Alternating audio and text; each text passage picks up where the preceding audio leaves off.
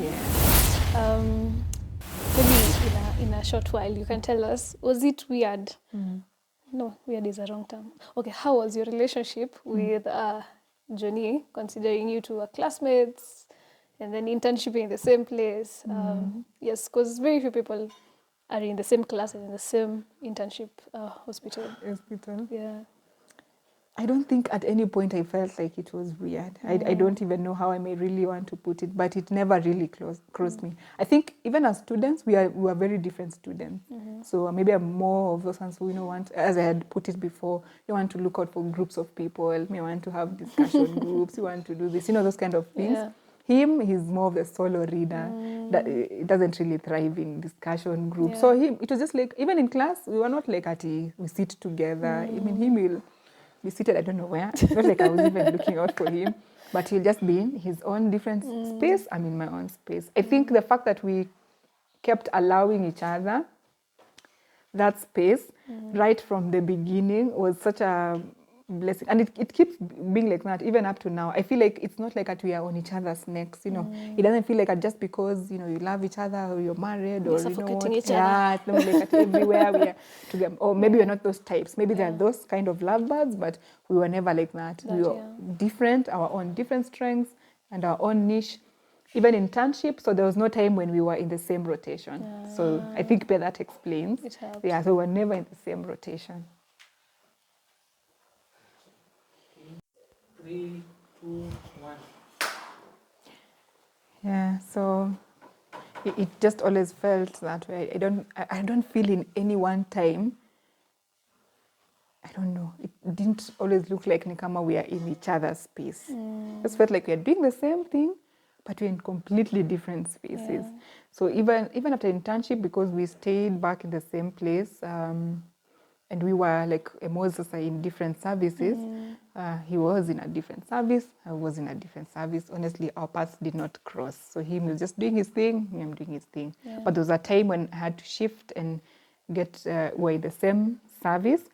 That was in outpatient, and then he was mostly in inpatient. Still, our paths really didn't cross, but he was really helpful because now I had shifted now from where I had been and now into his primarily area of work. So he was very gracious because the last time I had practiced that was when internship. He was very gracious to always, like, whenever I had an issue or a patient I've not understood, he was the one I would call, like, yeah, what do we do? What do we do this? And he would always assist.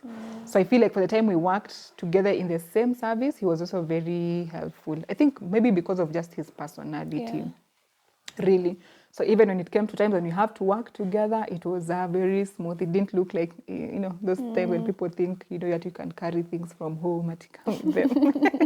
I don't know. I've never experienced. I don't know how that works. But we have always worked well. Even when you're at home, when you're having conversations, we can talk about this. He can tell me, oh, wow, I think you're actually a good doctor. I think you did this well. You treated this person well.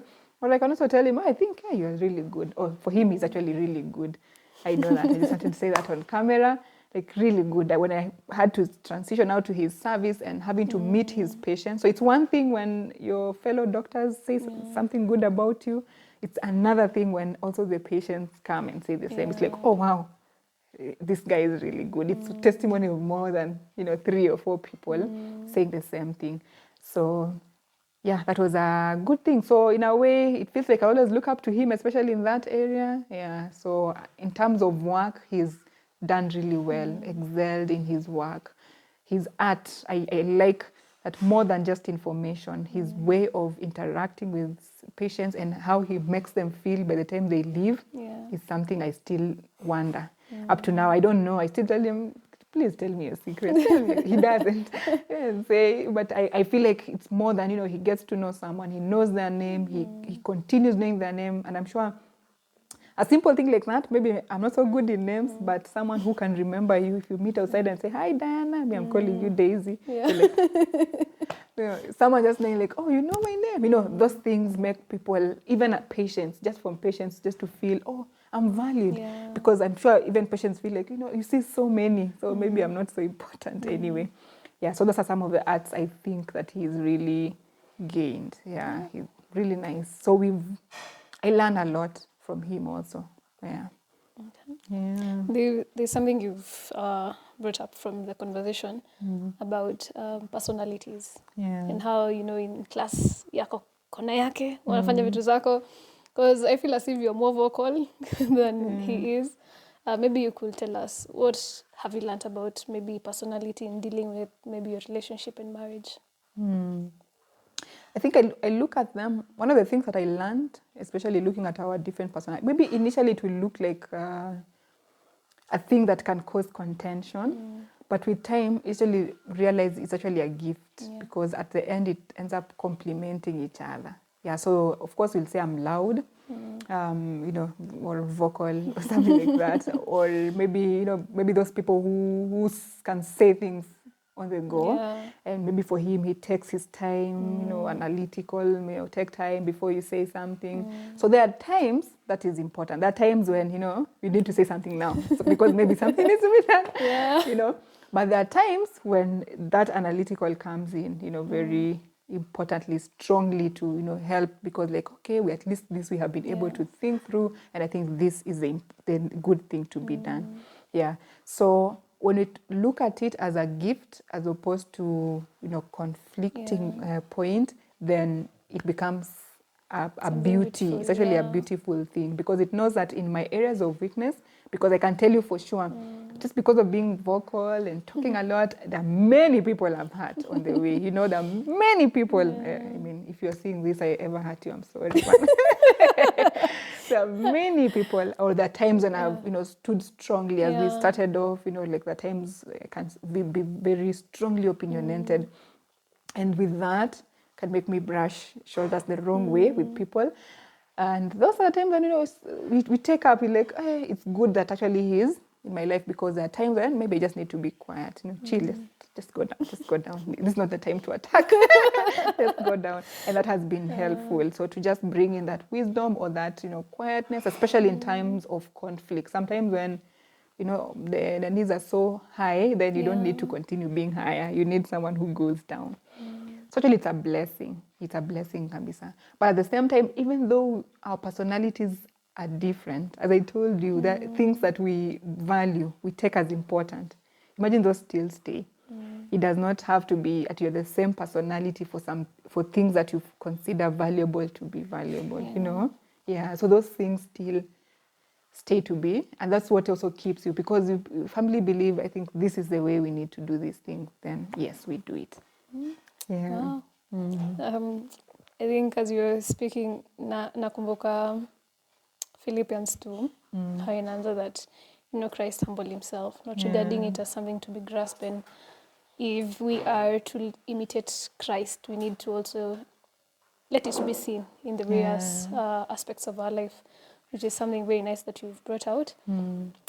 Maybe you can tell us more about now your family. You started, you and Johnny, your new journey in 2016. Yes, what next? So here we are, we get married, a young doctor, still internship. Somewhere along the line, there's this huge medical doctor strike. When we're just, you know, newly married, you can imagine, and for some months we stay off without like salary. We're not paid for some few months, you know.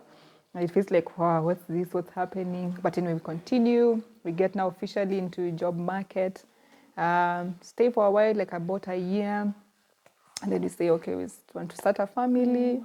And graciously, God gives us our first child. So our first child in 2018. We have now 3 boys. Yeah, 3 boys now. 5 years, 3 years, and 2 years. Yeah, so that is how it has been. Yeah, generally, I don't know talk much about it, but yeah, just life changes, and all of a sudden now you're from, you know, these people. I think for a moment we said we really used to enjoy our time when we're just together. In our sense, you're also these very spontaneous people. I felt it came out strongly during that time when you were without children.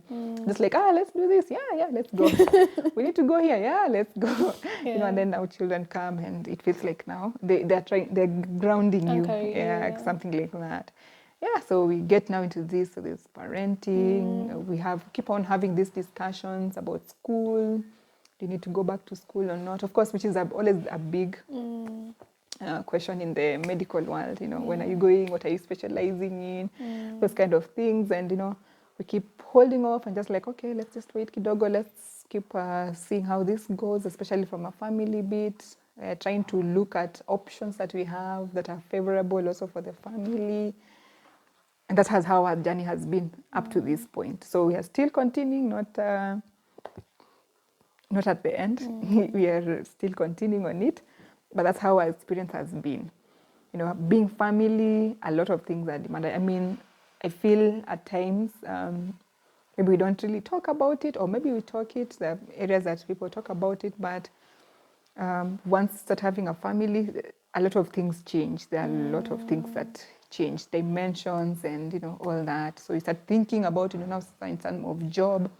Does this job favor the family? Because at the end of the day, we don't want something that it's the family which is serving that thing. It has to be that thing serves our family because this is our need at this moment.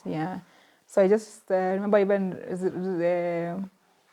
just this one time when you're having this conversation and Mrs. Jakait was saying about, story about, like the children and enjoying this moment because it's just a moment. And, I always say this, I always find it enlightening, especially if someone who is older tells me about something when it's something looking back, I take it seriously because it just means they're at a certain stage where they're seeing. They're looking They're looking back. So there's a time maybe you had children, they're running all around.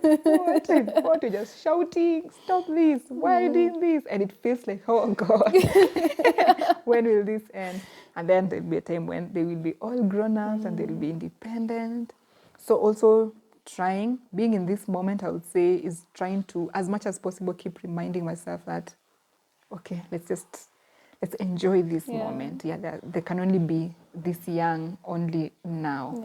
So trying to give our best. We're not perfect also, but learning also. This has also been a stage where trying to gain a lot from people who have gone ahead of us. How do you do this thing? How is this parenting thing? And that has been really helpful to help us to just balance out, to help being present in the moment. And I know it's a season. So I feel like many times I'm not worried about it. It's a season, and what happens in seasons is that they end. And when they end, something else will come. So I can't tell what will be there a few years from now, but I know when this is over, something else will come up. And we'll be ready for it. Okay. As we were setting up for this recording, I think the same thing went through my mind. Coming in the morning and then kifungua boot naona tu viatu tu watoto, I'm like, oh wow. Like it got me thanking God, like I'm at a season where I'm just shida tu ni masomo ophthalmology na nisumbua hapa kidogo, but there's a time if God wills that tunakimbishana hapa na maybe the small Jerry's and Joshua's you have but getting to appreciate maybe the time that God has given you. And in line with that, what are some of the lessons that God has been teaching you about maybe family, parenting in this now season that you're in? That's a good question about the lessons. I'm sure there are many. There are many. And most of the time people say that, we really don't know about God being a father until you're one, like when you become a parent and you start experiencing that and you're like, oh, this is how God looks at us. One of the things, someone was just talking about something and someone told me something about, like, oh, you need to give yourself grace. And I thought, okay, grace is a topic we talk about so much. And in fact, we need to extend it even to others.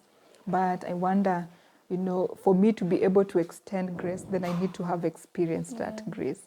And even as a parent. So one of the biggest things is how can I be able to also experience grace, that because there are many times when it feels like I'm just falling short. I'm falling short. I've not done well there. I've not done, I didn't want to scream at that time. I didn't want to shout.